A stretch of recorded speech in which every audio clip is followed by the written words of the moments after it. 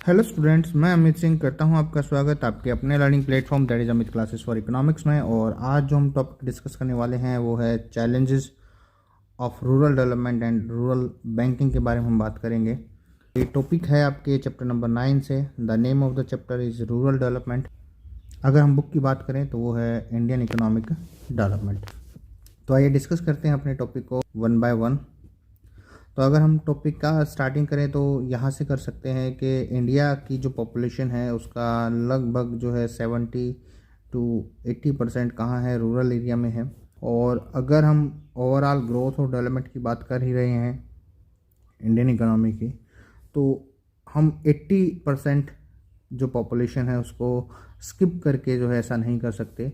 तो हमारा जो मेन जो फोकस होगा वो किस पे होगा, ये 70-80% पॉपुलेशन पे होगा। अगर ये डेवलप होंगे तो जो अर्बन एरिया जो पहले से ही क्या कर रहा है, अच्छा परफॉर्म कर रहा है, उसकी परफॉर्मेंस और जो है ज़्यादा बढ़ जाएगी in terms of growth and development. तो हमारा जो मेन जो प्रायोरिटी आ गई है वो आ गई है रूरल एरिया के डेवलपमेंट पे। तो इस चैप्टर के अंदर हम जो है पूरा रूरल डेवलपमेंट से रिलेटेड जो कॉन्सेप्ट्स हैं, क्या चैलेंजेस हैं, उन चैलेंजेस को कैसे ठीक किया जाएगा, उसके बारे में हम क्या करेंगे, डिस्कस करेंगे। तो सबसे पहले जो हमारे पास आता है टॉपिक वो आता है डेफिनेशन ऑफ रूरल डेवलपमेंट, कि एक्चुअली रूरल डेवलपमेंट है क्या, उसको आपको क्या करना पड़ेगा, एक्सप्लेन करना पड़ेगा। तो जब भी रूरल डेवलपमेंट की बात करते हैं तो just we talk about action plan, के हम एक्शन प्लान्स की बात करते हैं। और एक्शन प्लान का मतलब है कुछ ऐसे जो है काम किए गए हैं, चाहे वो गवर्नमेंट ने किए हों चाहे लोगों ने मिलकर किए हों।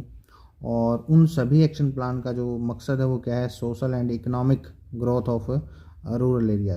तो रूरल एरिया के डेवलपमेंट के लिए जो भी आपने एक प्लान बनाया और उस प्लान को एक्शन में कन्वर्ट कर दिया, और वो सभी एक्शन क्या करते हैं, रूरल एरिया को सोशली और इकोनॉमिकली क्या करते हैं, अपग्रेड करते हैं। तो इन सभी एक्शन प्लान्स को हम क्या कहेंगे, रूरल डेवलपमेंट का नाम देंगे। अब जब हम ये एक्शन प्लान जो है क्या करते हैं, फोकस करते हैं, तो इन एक्शन प्लान के अंदर क्या सब्जेक्ट मैटर होगा, क्या कंटेंट होगा, जिसके ऊपर हमें क्या करना है, डिस्कस करना है। तो एक्चुअली इन एक्शन प्लान्स के अंदर उन्हीं चैलेंजेस को फोकस किया जाता है जो रूरल एरिया फेस करता है, और जिसकी वजह से हम ये कहेंगे ग्रोथ और डेवलपमेंट जो है वो सिर्फ हमारे लिए एक जो है सपना बना हुआ है, हकीकत नहीं है। तो उन चैलेंजेस को हम डिस्कस करते हैं, उन चैलेंजेस के बारे में ये जो प्लान जो है क्रिएट किए जाते हैं, बनाए जाते हैं, ताकि इन चैलेंजेस को ख़त्म किया जा सके। तो जो रूरल एरिया में जो चैलेंजेस मिलते हैं उनको हम दो कैटेगरी में डिवाइड करते हैं। एक है लिंगरिंग चैलेंजेस और दूसरा है एमर्जिंग चैलेंजेस। लिंगरिंग की अगर हम बात करें, चैलेंजेस की बात करें, तो ये वो चैलेंजेस है जो हमारा रूरल एरिया जो है सालों से फेस करता आया है सिंस इंडिपेंडेंस की अगर हम बात करें। और एमर्जिंग चैलेंजेस वो हैं जो अभी एमर्ज हुए हैं, नए चैलेंजेस हैं जो अभी जो है लोगों के सामने आने लगे हैं। लगा है कि भाई कुछ इनके बारे में जो है सोचना पड़ेगा, वरना जो है रूरल एरिया की जो कंडीशन है वो क्या हो सकती हैं, पुअर हो सकती हैं। तो अगर हम लिस्ट बनाए लिंगरिंग और एमर्जिंग चैलेंजेस की, तो हम क्या करेंगे, दो जो एग्जांपल है वो लिंगरिंग के अंदर लेंगे और दो ही एग्जांपल हम किसके अंदर लेंगे, एमर्जिंग के अंदर लेंगे। ये चार अगर आप प्लान के बारे में समझ जाते हैं तो आपको एक किस्म से 90% जो एक्शन प्लान है जो हमारे रूरल डेवलपमेंट से जुड़े हुए हैं, इन्हीं चारों से जुड़े हुए हैं। क्या है लिंगरिंग चैलेंजेस, तो हम बात करते हैं जो एक रूरल एग्रीकल्चर मार्केटिंग की बात कर लेते हैं, ठीक है जी। और एक जो है रूरल क्रेडिट की बात कर लेते हैं। चाहे आज़ादी के टाइम बात करें चाहे आज की बात करें, आज भी रूरल एरिया में क्रेडिट की अवेलेबिलिटी नहीं है। तो गवर्नमेंट के जितने भी प्रोग्राम्स हैं वो रूरल क्रेडिट अवेलेबल करवाने के लिए है जो है अप्लाई किए जाते हैं। दूसरा, जो मार्केटिंग सिस्टम है रूरल एरिया का वो पुअर है। रूरल एरिया में जो भी चीज़ें प्रोड्यूस होती हैं तो प्रोड्यूसर्स जो हैं, या जो हम कहेंगे जो गांव के जो लोग हैं, वो अपने प्रोडक्ट की मार्केटिंग नहीं कर पाते, जिससे उनकी इनकम जो है वो क्या रह जाती है, कम रह जाती है। एमर्जिंग की अगर हम बात करें तो ये है एक किस्म से कि भाई फार्मिंग के अलावा कुछ अदर ऑक्यूपेशन हम क्या रूरल एरिया में जनरेट कर पाए हैं, नहीं कर पाए, ये हमारे लिए एक चैलेंज बना हुआ है। और जो भी इंडस्ट्रीज़ की हम बात करते हैं, चाहे कॉटेज इंडस्ट्री की बात करें चाहे स्मॉल स्केल इंडस्ट्रीज़ की बात करें, अचीवमेंट्स हमारी जो है वो इतनी ज़्यादा नहीं रही कि हम रूरल एरिया को जो है एकदम क्या कर देंगे, अपलिफ्ट कर देंगे। और लास्ट जो हमारा अब आ गया है वो है ऑर्गेनिक फार्मिंग। ग्रीन रिवोल्यूशन हम लेके आए थे, उसके इतने ज़्यादा अच्छे रिजल्ट हमें नहीं मिले। तो अब जो है ये दोबारा से रियलाइज़ किया गया है कि जो फार्मिंग अगर इम्प्रूवमेंट आए तो कैसी हो, ऑर्गेनिक नेचर की हो। तो ये 4 कुछ पॉइंट हैं आपके पास एमर्जिंग और लिंगरिंग चैलेंजेस के, इन्हीं के ऊपर हमें क्या करना है, काम करना है। नेक्स्ट अगर हम बात करते हैं तो वो आता है लिंगरिंग चैलेंजेस को हमने स्टार्ट कर दिया है। तो पहला जो चैलेंज आता है वो क्या है, हमारा रूरल क्रेडिट ही है लिंगरिंग चैलेंज के अंदर। और क्रेडिट का मतलब है लोन। और तो सबसे पहला जो यही पूछा जाता है कि जब भी हम रूरल क्रेडिट की बात करते हैं तो वो जो रूरल एरिया में फार्मर्स हैं, लोग हैं, उनको लोन की रिक्वायरमेंट होती है। तो वो लोन क्यों चाहिए, तो 2 जो है रीज़न सजेस्ट किए गए हैं। सबसे पहला तो ये सजेस्ट किया गया है कि इन लोगों के पास शायद ही सेल्डम ही क्या होता है, सरप्लस होता है। मतलब इनकी जो प्रोडक्टिविटी है वो सिर्फ इतनी है कि वो क्या कर सकते हैं, बस एक सब्सिस्टेंस लेवल का जो है लाइफ ही जी सकते हैं।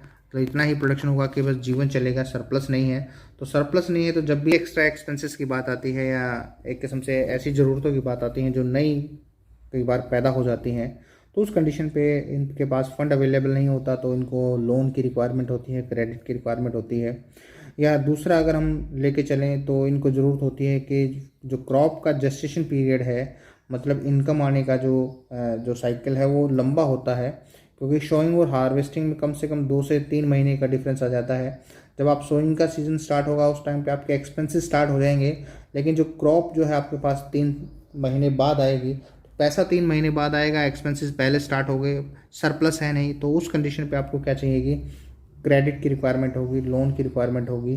तो ये 2 रीज़न सजेस्ट किए हैं, एक जेस्टेशन पीरियड को लेकर चल सकते हैं, दूसरा उनके पास सरप्लस जो होता है, इनकम जो एक्स्ट्रा सेविंग है, उसको हम ये मान के चलते हैं नेग्लिजिबल है, that's why they required credit. अब हम ये बात कर लेते हैं किस तरह का क्रेडिट उनको चाहिए। तो क्रेडिट की 3 कैटेगरी जो हैं वो बनाई गई हैं, एक है शॉर्ट टर्म क्रेडिट, एक है मीडियम टर्म क्रेडिट और एक है लॉन्ग टर्म क्रेडिट। ठीक है जी। शॉर्ट टर्म क्रेडिट की बात करते हैं तो ऐसे लोन की बात करते हैं जो 6 से 12 महीने के लिए हों, मतलब 1 साल से कम समय के लिए आपको पैसा उधार लेना है, तो ऐसे क्रेडिट को हम क्या बोलते हैं, ऐसे लोन को हम क्या बोलते हैं, शॉर्ट टर्म क्रेडिट। और अगर जो लोन की रिक्वायरमेंट है वो 12 महीने से 5 साल की है, मतलब 1 साल से 5 साल तक आपको जो है लोन की रिक्वायरमेंट है, आप नहीं पे कर सकते, तो उस तरह के जो लोन को क्या बोला जाता है, मीडियम टर्म क्रेडिट बोला जाता है। और 5 साल से ज़्यादा या 5 साल से 20 साल तक के लिए आपको अगर किसी लोन की रिक्वायरमेंट है, 20 साल तक आप पे कर पाएंगे, तो ऐसे लोन को क्या बोला जाता है, लॉन्ग टर्म क्रेडिट बोला जाता है। तो जब बात आती है शॉर्ट टर्म क्रेडिट की, तो शॉर्ट टर्म जो क्रेडिट है, लोन है, उनको क्यों चाहिए, तो क्योंकि उनके पास सरप्लस है नहीं, तो उनको सीड्स परचेज़ करने हैं, फर्टिलाइज़र्स परचेज़ करना है, पेस्टिसाइड्स लेने हैं, इंसेक्टिसाइड्स लेने हैं, इसके अलावा जो इलेक्ट्रिसिटी के जो बिल वगैरह आते हैं उनको पे करना है।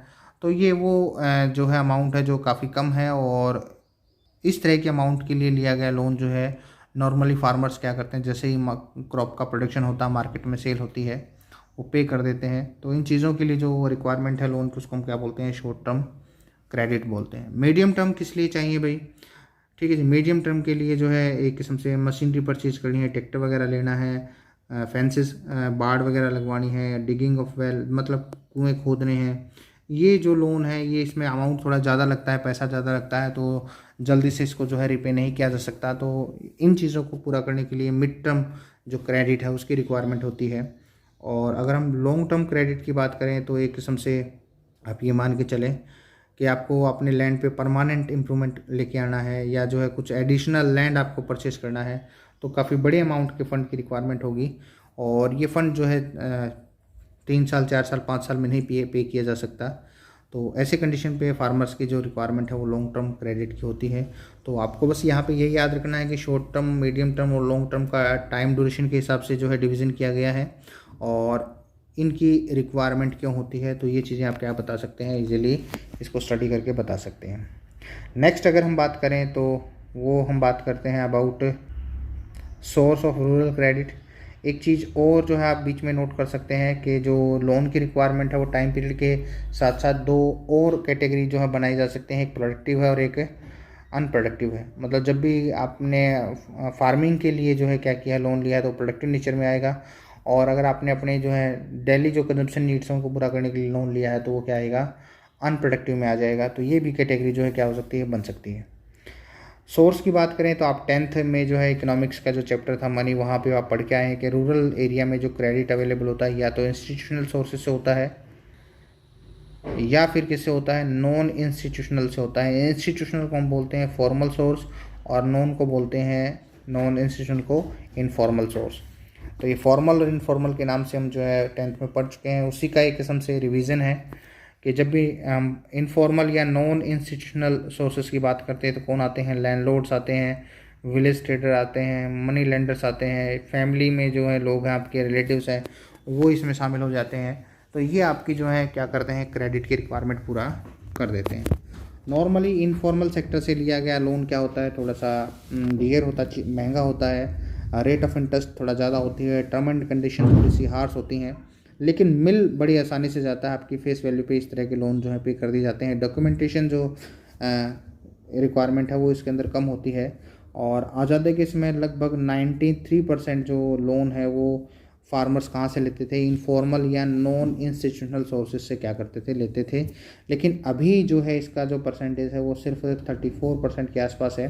66% जो लोन है वो कहाँ से लिया जाता है, फॉर्मल से लिया जाता है, या इसका हम दूसरा नाम है इंस्टीट्यूशनल जो सोर्स हैं वहाँ से लिया जाता है।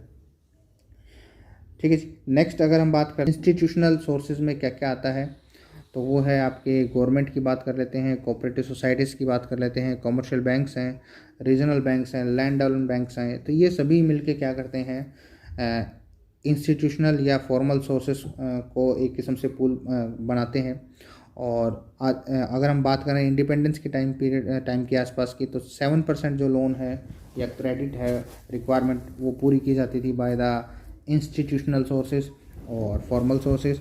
अभी अगर हम बात करें तो एक किस्म से लगभग 66% जो है जो क्रेडिट रिक्वायरमेंट है वो कहाँ से पूरी होती है, फॉर्मल या इंस्टीट्यूशनल सोर्सेज से पूरी होती है फार्मर्स की रूरल एरिया में।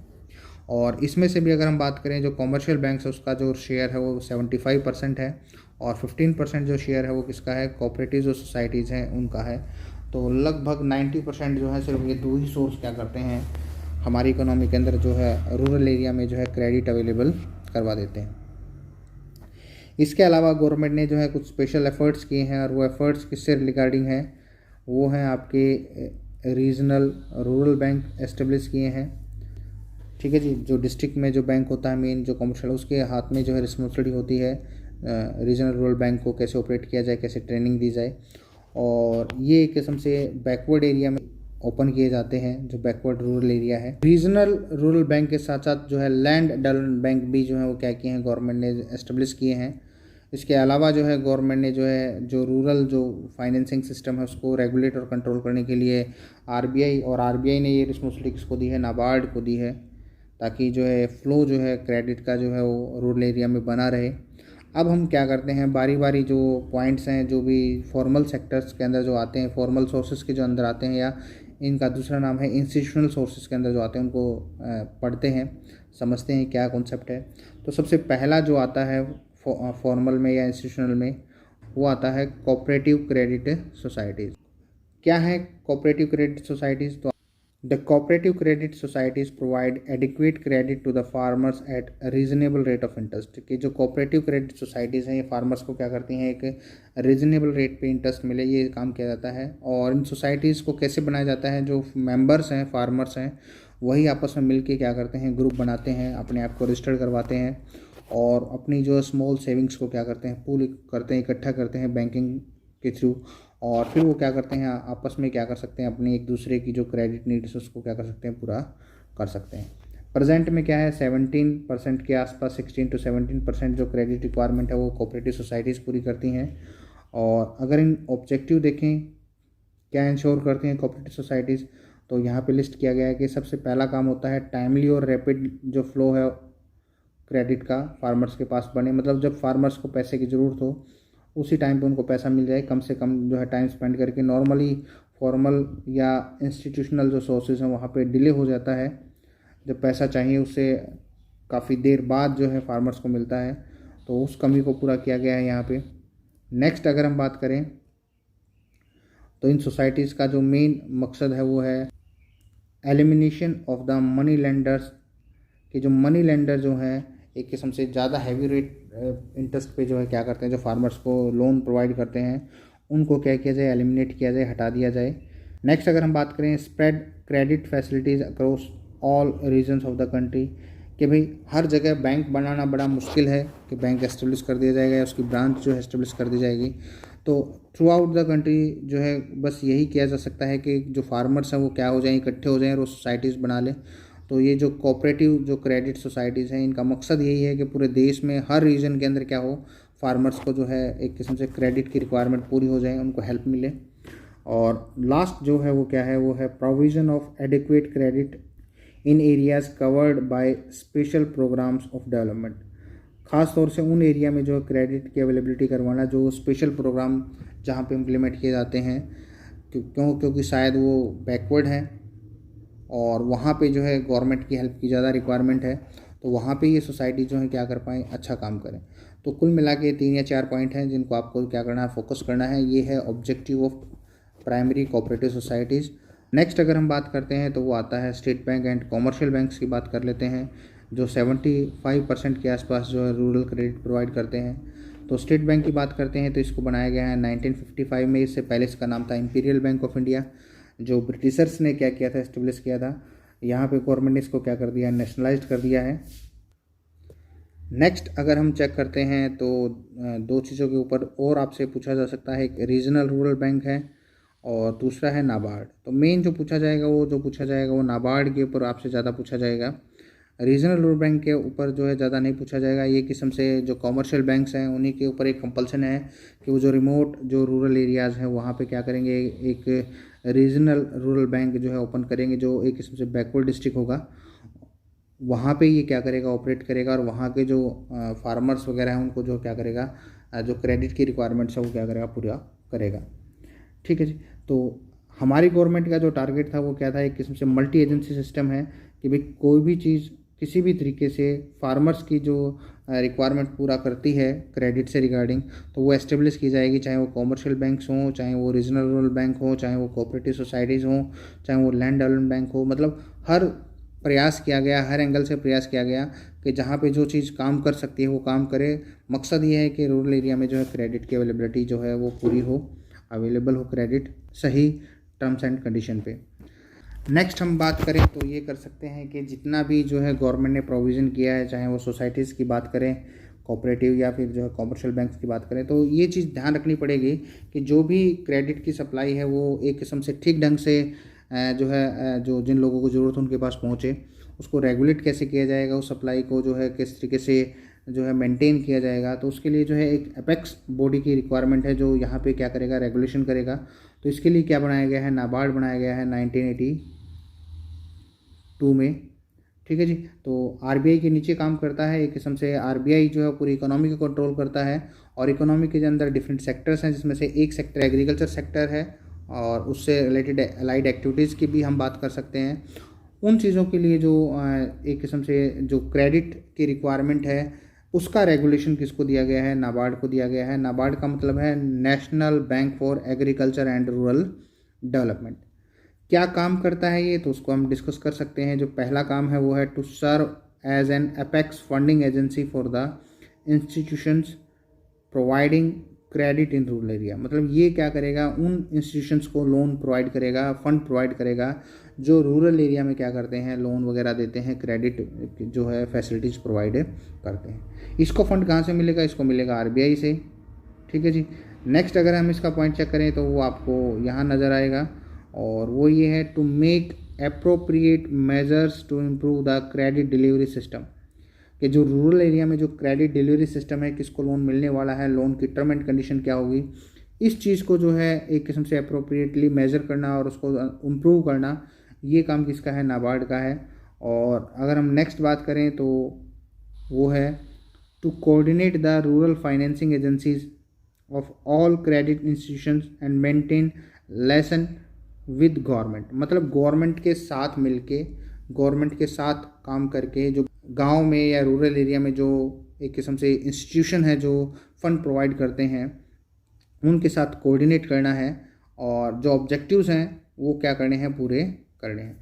जब गवर्नमेंट की बात करते हैं तो एक किस्म से किसकी बात करेंगे हम, आरबीआई की बात करेंगे, रिजर्व बैंक ऑफ इंडिया की बात करेंगे, या फिर नेशनल जो लेवल ऑफ इंस्टीट्यूशन हो सकते हैं जो पॉलिसी फॉर्म करते हैं उनके साथ मिलकर ये काम करता है। मतलब गवर्नमेंट क्या चाहती है रूरल एरिया में, किस कंडीशन पे जो है क्रेडिट वगैरह अवेलेबल हो, फंडिंग का किस तरीके से प्रोविज़न होगा, वो मैसेज ये डिलीवर करता है उन एजेंसीज़ को जो प्रैक्टिकली जो है रूरल एरिया में क्या करती हैं, रूरल क्रेडिट जो है अवेलेबल करवाती हैं। और उनको फंड जो है कहाँ से मिलेगा, वो क्या कर सकते हैं, नाबार्ड से लेंगे, और नाबार्ड कहाँ से लेगा, वो कहाँ से ले सकता है, आरबीआई से ले सकता है। ठीक है जी। तो इस तरीके का जो है गवर्नमेंट ने क्या किया है, सेटअप बनाया है रूरल एरिया में क्रेडिट जो फैसिलिटीज़ हैं उनको डेवलप करने के लिए। और इसी का अल्टीमेट रिजल्ट ये आया है कि आज जो है 66% जो लोग जो हैं वो क्या करते हैं, क्रेडिट लेते हैं फ्रॉम फॉर्मल सेक्टर या इंस्टीट्यूशनल सेक्टर। और इसमें सबसे बड़ा जो रोल आता है वो किसका आता है, आरबीआई का आता है, क्योंकि आरबीआई जैसी संस्था है तभी जो है नाबार्ड जैसी संस्थाएं जो हैं वो सामने आई। और यहाँ पे आरबीआई का रोल क्या है जो नाबार्ड के थ्रू ये परफॉर्म करवाता है। तो सबसे पहला आता है short term refinance facility for agriculture and allied activities. भाई रीफाइनेंस का मतलब है कई बार जो है लोगों ने लोन लिया था, पे नहीं कर पाए, दिक्कतें आ गई, तो उसको रीफाइनेंस कैसे किया जाएगा, किस तरीके से उनके पास फ़ंड की अवेलेबिलिटी पहुंचाई जाएगी ताकि वो प्रोडक्शन एक्टिविटीज़ के साथ जुड़े रहें, तो इसको कैसे पूरा किया जाएगा, ये आरबीआई की ड्यूटी है। और ये ध्यान देगा किसका, शॉर्ट टर्म पे। दूसरा अगर हम बात करें तो development of cooperative credit institutions, क्योंकि देश में हर जगह पे जो है बैंकिंग सिस्टम को एस्टेब्लिश करना इम्पॉसिबल सा काम है। तो आरबीआई का फोकस है कि जो क्रेडिट रिक्वायरमेंट है वो सोसाइटीज़ के थ्रू क्या किया जाए, पूरा किया जाए। और इसके लिए वो क्या करता है, फोकस करता है on the development of cooperative credit societies के ऊपर। नेक्स्ट अगर हम बात करें तो ये आता है expansion of sources of funds for short term and long term wings of cooperative credit system. तो जो कोऑपरेटिव क्रेडिट सिस्टम है उसमें फ़ंड की अवेलेबिलिटी कैसे होगी, चाहे वो शॉर्ट टर्म हो चाहे वो लॉन्ग टर्म हो, तो दोनों तरह के जो फंड्स जो अवेलेबल करवाने हैं उसके लिए जो आरबीआई क्या करता है, एक मेन रोल प्ले करता है, नाबार्ड के थ्रू ये प्रोवाइड करवाता है।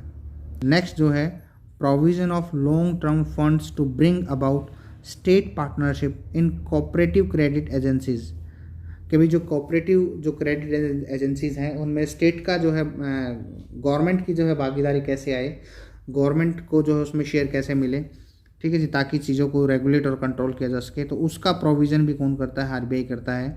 नेक्स्ट क्या करता है, वो करता है training and professionalisation of cooperatives. जो कोऑपरेटिव सोसाइटीज़ में लोग काम करते हैं उनको ट्रेन करना, उनको एक किस्म से प्रोफेशनल एटीट्यूड प्रोवाइड करना, इन सब की जो है ट्रेनिंग का काम किसका है, आरबीआई का है। नेक्स्ट है कंडक्टिंग रूरल क्रेडिट सर्वेज। भाई इकोनॉमी के अंदर जो है रूरल क्रेडिट के लिए इतने काम किए गए, क्या वो क्रेडिट लोगों को अवेलेबल हुआ या नहीं हुआ, तो उसके लिए सर्वे करता है और जो रियल जो ग्राउंड पे क्या चला हुआ है उससे रिलेटेड क्या करता है, डाटा इकट्ठा करता है। नेक्स्ट है helping bank branch expansion programme to provide cheaper remittances facilities for bank operating in rural area. कि भाई जो कॉमर्शियल बैंक्स अगर अपनी ब्रांचेस को एक्सपेंड करना चाहते हैं रूरल एरिया में, तो उनको जो फंड की रिक्वायरमेंट है, पैसे की रिक्वायरमेंट है, उसमें क्या करता है, जो पॉसिबल हेल्प है वो आरबीआई उन बैंकों को प्रोवाइड करता है।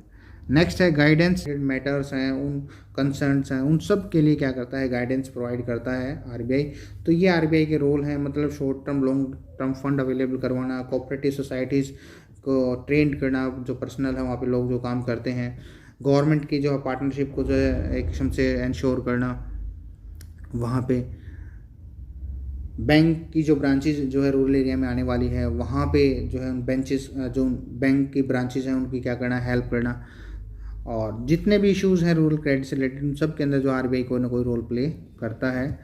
लास्ट जो टॉपिक हम डिस्कस करेंगे वो है रूरल बैंकिंग एक क्रिटिकल इवोल्यूशन। और जब भी हम इसकी बात करते हैं तो हमें दो चीज़ों पे फोकस करना है। तो सबसे पहले कुछ पॉजिटिव इम्पैक्ट बताने हैं आपको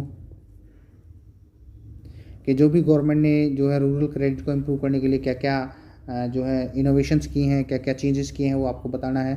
तो आप बता देंगे कि जो स्टेट बैंक ऑफ इंडिया है उसको नेशनलाइज किया गया, फिर जो है कॉमर्शियल बैंक्स हैं उनको नेशनलाइज किया गया, और इसका रिजल्ट ये रहा कि 75% जो क्रेडिट है वो कहाँ से मिलता है, बैंकिंग सिस्टम से ही मिलता है, फॉर्मल सेक्टर का।